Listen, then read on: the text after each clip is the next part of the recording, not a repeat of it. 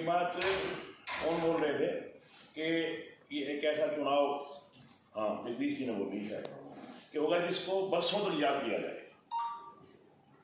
इसमें कोई दो राय नहीं कि इस चुनाव को बरसों तक याद किया जाएगा, क्योंकि कांग्रेस पार्टी ने एक ऐसी संरचना कर रखी थी, चारों ओर से एक ऐसी हवा बना रखी थी कि कांग्रेस पार्टी की सरकार आ रही है। और हांसी में भी अगर मैं जिक्र करता हूं तो कांग्रेस पार्टी का जो सट्टे का भाव है वो 10-11 पैसे, जो कभी ऐसा हुआ नहीं आज तक कि 10-11 पैसे जिस कैंडिडेट 5 पैसे तक आ गया था जी, आ गया होगा, 5 भी आ गया होगा, मतलब चलो 10-11 समझो और 5 समझो, ऐसा कभी नहीं हुआ इतिहास में कि किसी कैंडिडेट का भाव 10-11 पैसे हो और वो 22,000 वोट से चुनाव हार जाए। ये तो हो सकता है हार गया, 5 पैसे वाला भी हार गया हो, 3 पैसे वाला भी हार गया, ये तो मान लीजिए हार गया हो, मगर इतने भारी वोटों से हार गया हो, ये भी पहली बार। और हांसी में ऐसा कभी हुआ ही नहीं कि जिसका भाव 5-10 पैसे रहा हो। ये बात मिसाल दिया करते हैं कि इंदिरा गांधी का 5 पैसे था बिल्कुल, और वो हार गई, 2 पैसे था, वो एक अलग बात है। मगर एक छोटे से एरिया में इंदिरा गांधी के एरिया बहुत बड़ा है, 9 असेंबली बनती है कि पार्लियामेंट है, तो उस इलाके में तो चलो हो गया होगा, मगर हांसी में ऐसा कभी नहीं हुआ। इसलिए मैं कह रहा हूँ ये इलेक्शन जो है, और लोग कह रहे थे कि 20-22 सीटें आएंगी। मैं कल विधानसभा में बोल रहा था परसों, कांग्रेस पार्टी की तरफ से बात आ रही थी कि बीजेपी ने ईवीएम में गड़बड़ कर दी और धन बल का प्रयोग किया है। तो मैं उनके जवाब में ये कह रहा था कि ये मेरे सामने बैठे जो बेंच है ये बड़ा शोर मचा रहे हैं ईवीएम पे। 37 सीट आ गई, वहां तो ईवीएम ठीक थी, और 37 से ज्यादा जहां आई वो ईवीएम गलत थी। आपने 5 सीट पार्लियामेंट की जीत ली तो ईवीएम ठीक थी। अब अगर आपके अनुरूप सीटें नहीं आई तो ईवीएम गलत हो गई। हिमाचल प्रदेश में अगर सरकार आ गई तो ईवीएम ठीक। तो मतलब ये तो मुख्यमंत्री जी ने पहले ही कह दिया था, मशीनें संभाल लेना भाई, चुनाव हमारे पक्ष में आ रहा है। तो मतलब मेरा कहने का, इस चुनाव में जो रिजल्ट आए वो बहुत ही ऐसे रिजल्ट आए कि जो आम आदमी की सोच से परे है, प्रत्याशित।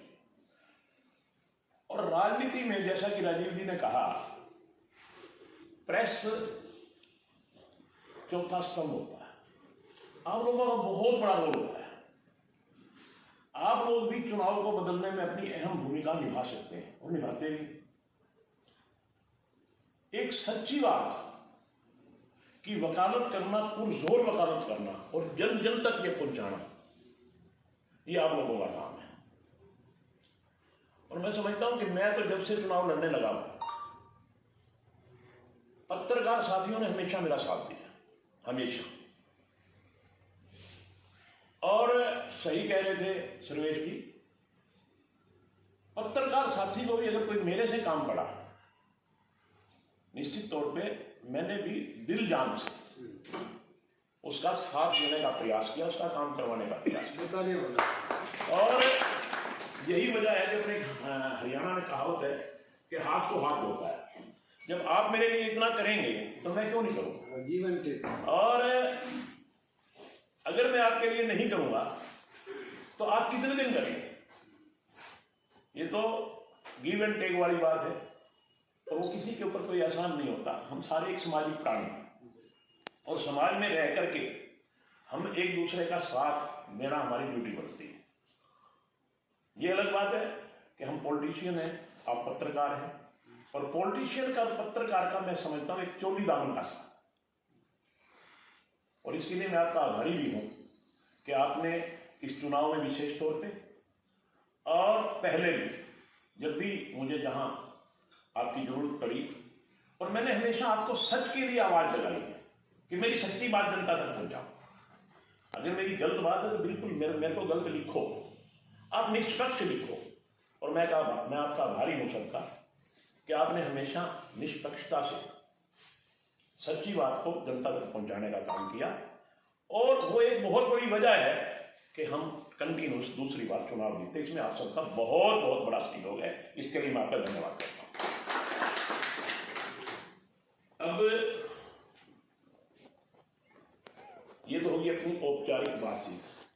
अब हम आते हैं मुकेश वाली बात। सभी पत्रकार साथियों, हमारे APR सुनील जी, सबसे पहले तो मैं आप सबको अंतर्राष्ट्रीय प्रेस दिवस की बहुत बहुत शुभकामनाएं और बहुत बहुत बधाई देता हूँ। आपका धन्यवाद करता हूँ कि आपने आज मुझे यहाँ बुला करके जो अंतर्राष्ट्रीय प्रेस दिवस है उसमें शामिल होने का मौका दिया। इसी बहाने आपसे मिलना भी हो गया। अलग अलग तो मैं चुनाव के बाद मेरे ख्याल में सबसे मिल लिया होगा, मगर सामूहिक रूप से आज मिलना हुआ, ये भी मैं अपने आप का सौभाग्य समझता हूँ। यहाँ आने के बाद आपकी तरफ से कुछ बातें मिल हुई,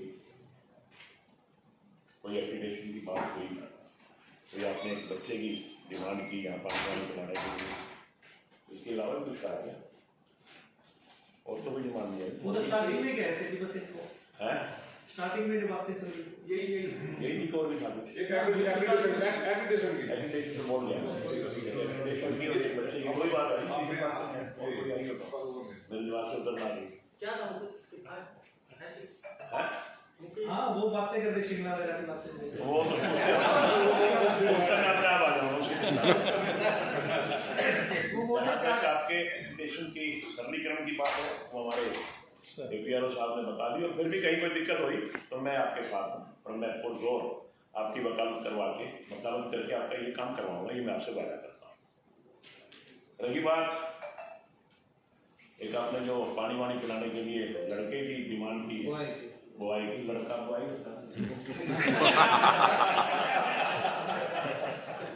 ना तो वाले मूड में आ गया।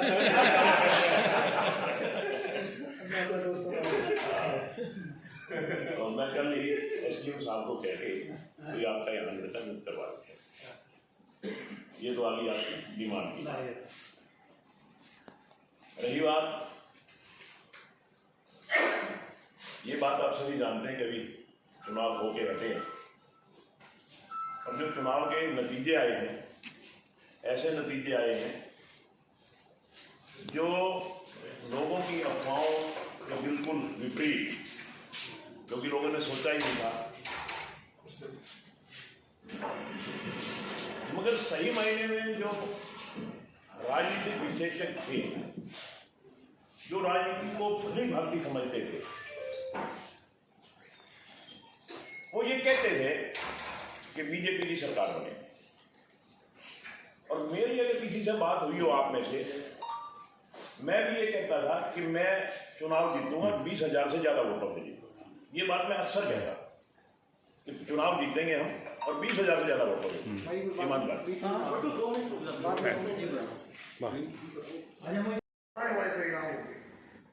हांसी के लिए भी और पूरे हरियाणा के लिए भी जो जनरेशन आज देख रही है इलेक्शन, वो अपनी पूरी जिंदगी याद रखेगी। एक ऐसा इलेक्शन मैंने देखा था कि एक दफा सा पलट गया, आज भी पढ़ा हुआ मेरा 6 तारीख का लिखा हुआ। खैर, अब मैं आपको एक बात याद कहना चाहूँगा, वो क्योंकि आप कई बार विधानसभा में बोलते हैं, आपने मेरे से पूछा भी था, उस टाइम आप बड़े जल्दी में थे, नहीं उसको हम बता पाए। हांसी जो है जिला क्यों टूटा था, मैंने गूगल पे रिसर्च किया, हमारे कुछ पत्रकार भाइयों ने बड़ी गलत इंफॉर्मेशन दे रखी है, जबकि पूरा रिकॉर्ड हिसार के अंदर आर्काइव के दफ्तर में रखा है। आप वहां से एक एक दस्तावेज देख सकते हैं। 1812 के अंदर हांसी जिला बना था। उससे पहले मैं आपको बता दूं 1803 में अंग्रेजों ने सबसे पहले हांसी पे काबू किया था। आपको बता देता हूं, दिल्ली बाद में गई क्योंकि हांसी में छावनी थी बहुत स्ट्रॉन्ग, जो थॉमस की। तो जो थॉमस मैजरी को बता के गया था तो अगर तुमने हांसी के अंदर जो मैं सेना छोड़ गया वो अपने अंदर शामिल कर ली तो तुम्हारी फतेह को कोई नहीं रोक सकता। तो 1803 में जब अंग्रेजों ने यहाँ से मराठाओं को खदेड़ किया था हांसी से, क्यों मराठों का कब्जा हो गया था हांसी के ऊपर, तो उन्होंने सबसे पहले यहाँ छावनी स्थापित की, जिसका पूरा नक्शा है छावनी का हमारे पास। तो नक्शा वो छावनी बनने के बाद फिर वो दिल्ली गए, दिल्ली को काबू किया, उसके बाद फिर वो जो कुछ भी वाला सिस्टम किया गया, क्योंकि झांसी से आगे भट्टी जो अक्षर भट्टू से आगे दूसरा एरिया शुरू हो जाता था, तो झांसी बीच में था।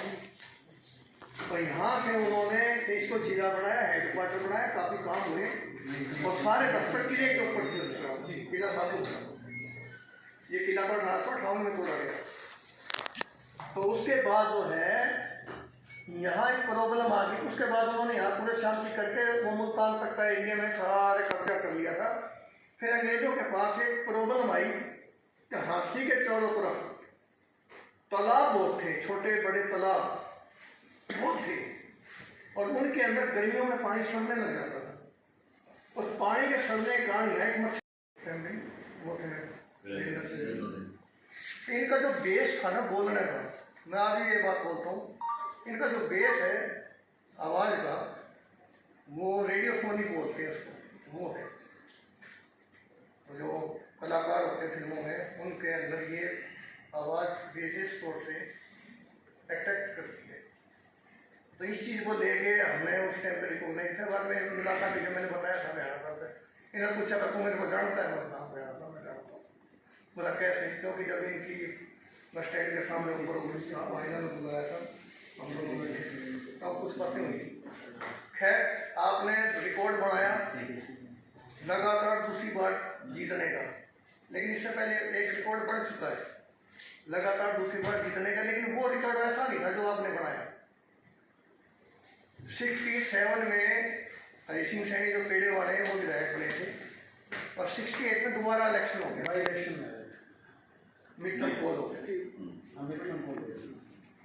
सरकार गिर गई थी, सरकार गिर गई थी और लगा एक साल में दोबारा इलेक्शन हुआ था, वो बढ़ गई दोबारा। वो आप उसको लगातार नहीं कह सकते, 5 साल काम करने के बाद। मैं वही कह रहा हूँ ना, लेकिन वो आपने जो रिकॉर्ड बनाया वो एक बहुत ही ऐसा रिकॉर्ड है, क्योंकि 5 साल के बाद जो नाराजगी होती है और दोबारा इलेक्शन जीतना बड़ा मुश्किल हो जाता है एक आदमी के लिए, और आपने 5 साल के बाद दोबारा इलेक्शन जीता। मेरे को 1 महीने पहले जब इलेक्शन की शुरुआत थी तब मार्केट में मैं घूम रहा था, कई जगह बैठे बातचीत चली, खास तौर से हमारे जो यहाँ का ठोस एक बिरादरी है, पंजाबी बिरादरी, वो जो है ना थर्मामीटर है इलेक्शन का। जब मैं उन लोगों के पास बैठता था, मिलने वालों से बात होती, बोला नहीं इस बार कांग्रेस हासी।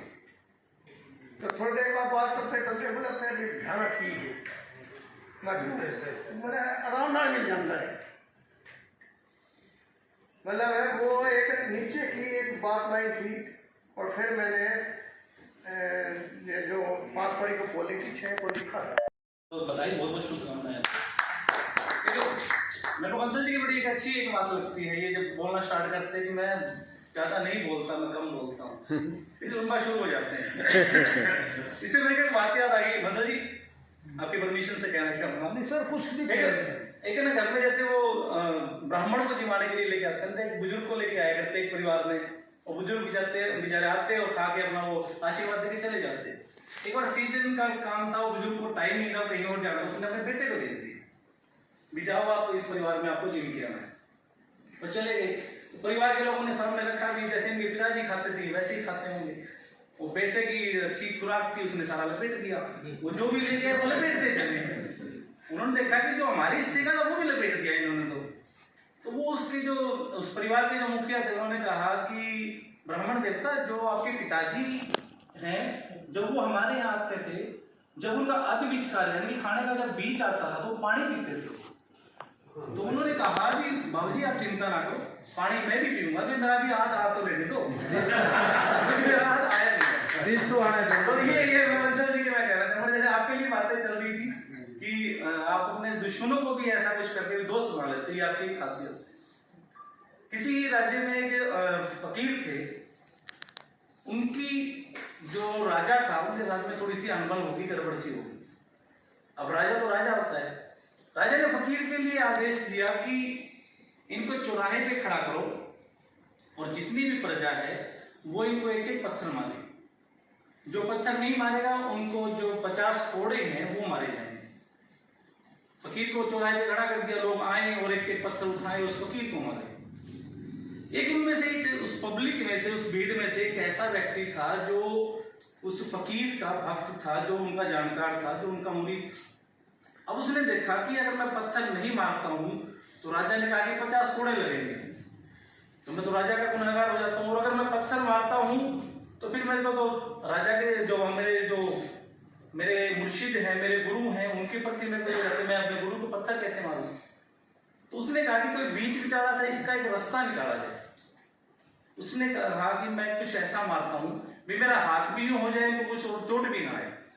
तो उसने एक फूल मारा, फूल लेके उस फकीर को उसने मारा, और जो फूल जब लगा फकीर को तो फकीर जो थे वो दर्द से करा उठे, चिल्ला उठे एकदम से।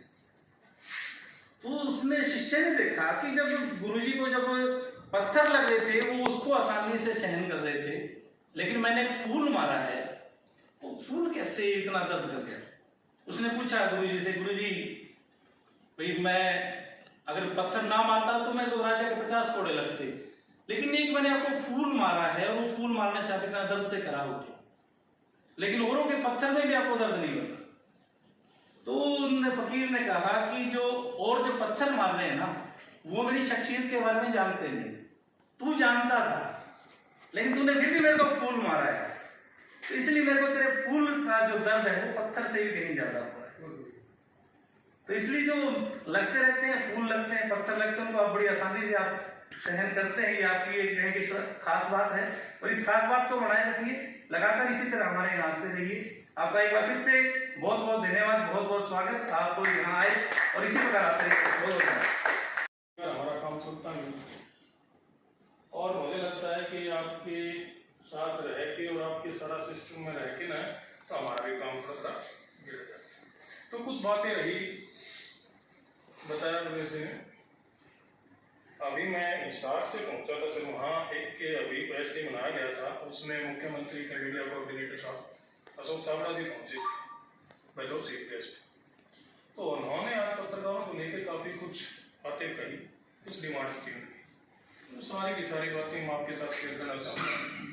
जैसा कि एक्रीडेशन के बारे में कहा गया कि अगर इस तरह से हो जाए तो अच्छा है, तो उन्होंने कहा कि हम एक्रीडेशन की जो प्रोसेस है उसको बिल्कुल सरल बनाने जा रहे हैं, इतना सरल रहेगा। उन्होंने एक बात रखी कि DPRO को क्यों न ये दे दिया जाए कि हमें चंडीगढ़ जाने की जरूरत ही ना पड़े। तो कई बातें आज वहाँ हुई थी, जिस तरह से आप ऑनलाइन अप्लाई करते हो वहाँ कुछ कमेंट्स वगैरह की जरूरत पड़ती है DPRO की, तो सारी की सारी बातें आज सारे जो हमारे जिला मुख्यालय पर पत्रकार साहिबान हैं उनसे उन्होंने रखी हैं सारी बातें। और वो मुझे लगता है कि जो एटीट्यूड उन्होंने दिखाया, कि जो अप्रोच उन्होंने पत्रकारों के विचारों के प्रति रखी और उन्होंने उस पर जो बातें रखी, मुझे लगता है कि सारी बातें आपकी हो जाएंगी बहुत जल्दी। उसमें रखा गया एक बात इसमें मैं नोट करके लाया था, क्योंकि मुझे जैसे कि 1 बजे से मेरे को पता लगा कि आज यहाँ प्रेस डे मनाया जा रहा है, तो मेरे को बताया गया तो मैं पहुँचा। एक वर्ल्ड फोटोग्राफी विश्व फोटोग्राफी प्रतियोगिता होनी चाहिए, जो पहले होती थी अब नहीं होती है, वो बंद हो चुकी है।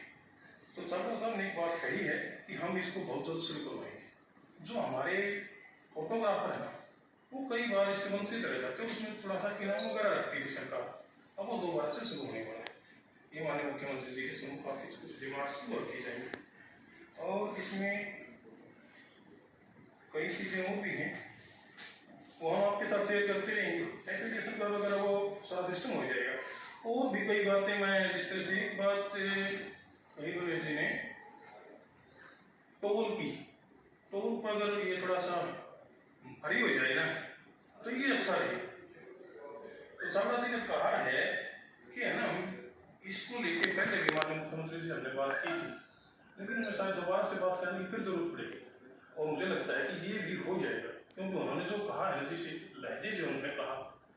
और एक्रेडिटेशन जारी होता है कि भैया वो सप्लाई एजेंट है, तो ये चीजें हैं, वो खुद जो है उसको ओबे नहीं करते हैं, और इस तरह के जो वाहियात आदमी जो बन के आते हैं उनकी बात को आगे दिखाते हैं, जबकि उनको पूरी सत्यता का पता ही नहीं है कि भाई इसकी पॉलिसी तो ऑलरेडी एग्जिस्ट करती है, इम्प्लीमेंट करना अलग बात है। मान लीजिए कानून है, किसी ने क्राइम किया तो कानून तो है पहले से, उसको इम्प्लीमेंट करने की जरूरत है, वो आईपीसी है कुछ भी है, लेकिन इसके लिए पॉलिसी सोशल मीडिया के लिए ऑलरेडी पहले गवर्नमेंट बना चुकी है। हम में से काफी लोग अवेयर भी होंगे, जो नहीं होंगे हो जाएंगे, वो पहले से है। लेकिन मेरी डिमांड ये थी कि भाई सभी हरियाणा के जितने भी लोग हैं, क्योंकि भैणा साहब अच्छे से रिप्रेजेंट करते हैं विधानसभा में, सीएम साहब के नजदीकियां हैं, तो उठा सकते हैं कि जो एक्रेडिटेशन की पॉलिसी है उसको लिबरलाइज करें, उसको थोड़ा सा पोलाइट भी करें, उसमें थोड़ा लचीलापन लेके आए, ताकि जो लोग काफी सालों से काम कर रहे हैं, 20-20 साल से 30-30 साल से काम करते हैं, तो उनको जो है इसका लाभ मिले। क्योंकि सरकार ने पैसा में एक पॉलिसी और बनाई थी कि भी उनको पेंशन मिलेगी, पेंशन बढ़ी भी है जो पत्रकार हो जाते हैं, उसमें क्राइटेरिया ये है कि मिनिमम 5 साल का एक्रेडिटेशन होना चाहिए। फर्ज कीजिए कि मनमोहन शर्मा है, हालांकि इनका एक्रेडिटेशन है, किसी अखबार से है, तो लेकिन ये डिजर्व करते हैं स्वतंत्र पत्रकार के रूप में भी, लेकिन वो उनको बेनिफिट वहां से नहीं मिल रहा है, किसी अखबार के थ्रू मिल रहा है। तो ऐसे ऐसे लोग हैं जो पत्रकारिता में काफी सालों से हैं, उनको सरकार चाहे तो अपने बेस पे अपने तरीके से उसको थोड़ा सा नरमी बरत के एक्रेडिटेशन उनको कर सकती है। और ये जैसे मैंने आपको चीजें बताई, तो आपसे उम्मीद है भैणा साहब की कभी मुख्यमंत्री जी से बात होती है तो पत्रकारों के लिए एक्रेडिटेशन की थोड़ी सी इसमें लचीलेपन की आप बात जरूर करें, छोटी सी डिमांड है। और आप आए, आपका बहुत बहुत धन्यवाद। यह पत्रकारिता के तौर पे नहीं है, जिन्होंने उस चीज को सीरियसली लिया है। हमेशा जो है जितना किसी ने सोचा है कि भी मैं भैणा साहब के पास जाऊं तो मुझे सुना जाएगा, सम्मान मिलेगा, उससे कहीं ज्यादा जो है आगे बढ़ के उन्होंने अपनापन दिखाया है। और ये उसी की वजह है, मिलनसारिता है, जो आज तीसरी बार जो है हमारे बीच में जो है विधायक है, लगातार दूसरी बार का रिकॉर्ड भी जो है, रिकॉर्ड इसलिए इससे पहले हांसी में लगातार दूसरी बार कोई नहीं रहा था, दिल हो रहे हैं। ये मिलनसारिता का जो है एक नतीजा है। क्योंकि आज पत्रकारिता दिवस है अंतर्राष्ट्रीय, और इसलिए मेरी डिमांड भी है, दरअसल सरकार की तरफ से एक एक्रेडिटेशन होता है। हम में से भी काफी सारे एक्रेडिट रहे हैं, अभी भी हैं, ये कुछ बदलते रहते हैं, कुछ नए आ जाते हैं, कुछ और पॉलिसी होती है, उस पॉलिसी के तहत ही जो है एक्रेडिटेशन होता है।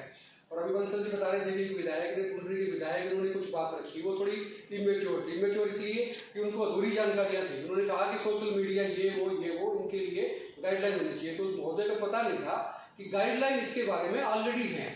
इसके बारे में पिछले 4 साल पहले गाइडलाइन आ गई थी, एक्ट बन गया था, उसके अंदर आपको जाना होता है, आपको डिक्लेरेशन देना होता है मिनिस्ट्री ऑफ आई&बी में, इंफॉर्मेशन ब्रॉडकास्टिंग मिनिस्ट्री में, कि आपका ये चैनल है, आपका ये URL नंबर है, आप इस पे काम कर रहे हैं, आपकी ग्रीवेंसीज होंगी तो उसको कौन सॉल्व करेगा, उसके बकायदा पैरामीटर्स हैं। कोई फॉलो नहीं करता वो अलग बात है, फॉलो कराना सरकार का काम है, लेकिन उन्हें विधायक आए हैं उनको मालूम नहीं है, और जिस अखबार ने उनको उठाया या चलाया उन अखबार और बहुत ज़्यादा अटैक किया। लेकिन वो चलो उनकी अपनी पत्ती रही होगी, उन्होंने एक जगह रायता भी खिलाया था, उसके लिए हम परवाह भी नहीं करते हैं। लेकिन हमारे मीडिया सेंटर के लिए जरूर थोड़ा सा हमें कुछ चाहिए होता है कि हमारे पास एक सर्विंग बॉय नहीं है यहाँ सब, वो आप मुहैया कहीं DPR साहब से या डायरेक्टर महोदय से कहीं मुहैया करवाएं। और प्रेस क्लब के सभी पत्रकारों को बहुत बहुत आगे बधाई हो, many compliments all of you. और पत्रकारिता के मानकों को लेकर चले और निर्भीक, निष्पक्ष और एक सत्यता पर आधारित पत्रकारिता करने के लिए सभी में जुनून है। हम लोग भटक भी जाते हैं, उसको 100 बेड का हॉस्पिटल होना चाहिए इससे। और काफ़ी पिछली योजना में भी काफ़ी आपने काम किया, और कुछ थोड़ा बहुत क्रिटिसिज्म भी हुआ उस चीज़ का, लेकिन आपने इसकी परवाह करते बगैर हाँसी को अपलिफ्ट करने के लिए, इसकी फेस लिफ्टिंग करने के लिए, इसकी विकास करने के लिए कोई कोर कसर नहीं छोड़ी। उसी का प्रतिफल है आज तीसरी बार लगातार दूसरी बार हमारा हाँसी का जनप्रतिनिधित्व आप कर रहे हैं। ये एक फक्र की बात है हम लोगों के लिए। पत्रकार तो साहब मील में एक निकालता भी रहता है। बस इतना ही कहूँगा, मेरे लिखे को हर कोई समझ नहीं पाता, मेरे लिखे को हर कोई समझ नहीं पाता। मैं एहसास लिखता हूँ, लोग अल्फाज पढ़ते हैं, खुद बुलाते हैं अपनी तरफ से। हमारे बीच मैं नाम लेना भूल गया था, APR साहब, सुनील जी, इनकी लेखनी बड़ी सशक्त लेखनी है। हमें ज़्यादा तरमीम नहीं करना पड़ता, जो आप लिख के भेजते हैं बड़ी अच्छी शख्सियत के बारे में सब यहाँ सभी प्रेस और सरकारी जितने भी हैं उन तक संप्रेषण करते हैं, पहुँचाते हैं। धन्यवाद करते हैं साहब हमारे बीच में हमारे पत्रकारिता के पौधा भी हैं। अक्सर आपके बारे में एक बहुत अच्छी बात देखी जाती है कि आप किसी को कहते हैं ना, किसी को दोस्त भी बनाना हो तो दुश्मनों से सलाह ले लेनी चाहिए। तो आपने यानी कि दुश्मन तो बनाया ही नहीं, आज जो बना उसको दोस्ती में कन्वर्ट कर दिया। ये आपकी मिलनसारिता कहिए कि निर्बल स्वभाव कहिए।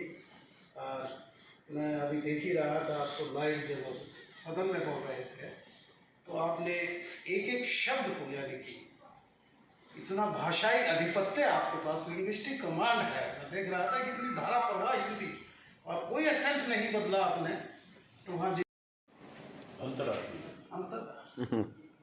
अंतर्राष्ट्रीय प्रेस दिवस और मुझे जहाँ तक तस्वर है कि 1 साल पहले जब इसका इनॉग्रेशन हुआ आपने बड़ी इसके लिए मशक्कत की। मीडिया सेंटर होना चाहिए, बड़ा खूबसूरत सा और नैसर्गिक सा लग रहा है कि ये सभागार हुआ है। जब आपने अपने दस्त मुबारक से इसका इनॉग्रेशन किया था और उसी रवायत को दोहराते हुए आज फिर हमने याद फरमाया। हमारे छोटे से निवेदन पे आपने यहाँ आना गवारा किया। एक बात सबको कहता हूँ कि कतल भूमि के लिए से देखिए, पत्रकारिता में सब मैं ज़्यादा नहीं बोलूँगा। पत्रकारिता एक ऐसा विषय है इसको कितना ही लंबा हम खींच लें, लेकिन PCI press council of India हमारी 1996 में बनी थी और उसके बाद इसका 89 में अमेंडमेंट होकर इसका विस्तार हुआ था। और छूट ली उसी एवज में हम अंतर्राष्ट्रीय प्रेस दिवस इसको सेलिब्रेट करते हैं। हमारे अधिकारों की रक्षा करना, हमें हमारा दायित्व निर्वहन करने के लिए दिशा निर्देश करना, निष्पक्ष, निर्भीक और सच्ची पत्रकारिता करें, ये PCI का भी एक एम एंड ऑब्जेक्ट है जो हमारे लिए बनी है पत्रकारों के लिए। अक्सर आप लोग कहते हैं कि पत्रकार एक चौथा स्तंभ होता है, लेकिन आपके साथ तो हमारा चोली दामन का संबंध होता है। और जहाँ तक आपकी फितरत की बात मैं करता हूँ, हमने आपको बहुत कुछ कहा भी होगा लेकिन आपने दिल से कभी नहीं लगाया, कभी भी नहीं लगाया। और किसी भी पत्रकार ने जो भी क्वेश्चन, बिटर क्वेश्चन किया, पेनिट्रेटिंग क्वेश्चन किया, उसका सहर्ष यानी कि आपने उसका उत्तर भी दिया, लेकिन उसको अदरवाइज करके उसके प्रति पूर्वाग्रह नहीं रखा। ये आपकी ऐसी शख्सियत है। और दोबारा जीते इसके लिए तो मैं इतना ही कहूँगा। जीतते दोबारा हैं, लगातार दोबारा जीते हैं। लगातार दोबारा जीते, तीसरी बार जीते हैं। मुझे पता था इतना उधर नहीं हुआ तो भूल जाऊँगा सारी चीज़ें। इस शख्स को कौन गिरा सकता है? इस शख्स को कौन गिरा सकता है जिसने ठोकरों से चलना सीखा? तो आप जब चले थे आज इस दूसरी पारी में यानी कि बीजेपी की दूसरी सीट, तो बिल्कुल मुझे लग रहा है कि आप सब मुझे कहते थे ना, हम आपको सब जी जितने भी भाई जी सब पत्रकार आपको कवर करते थे, बोला जी मैं तो 0 से चला। लेकिन देखिए कि इस कदर चले 0 से, और वही रवायत पिछली बारी आपने दोहराई 22,000 वोटों की। ये तो एक आपके हर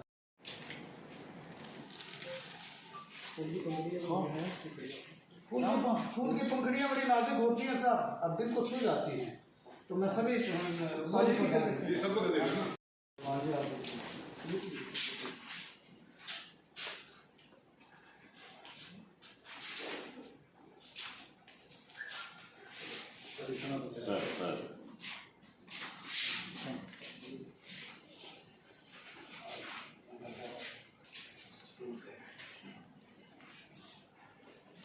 ऐसे नहीं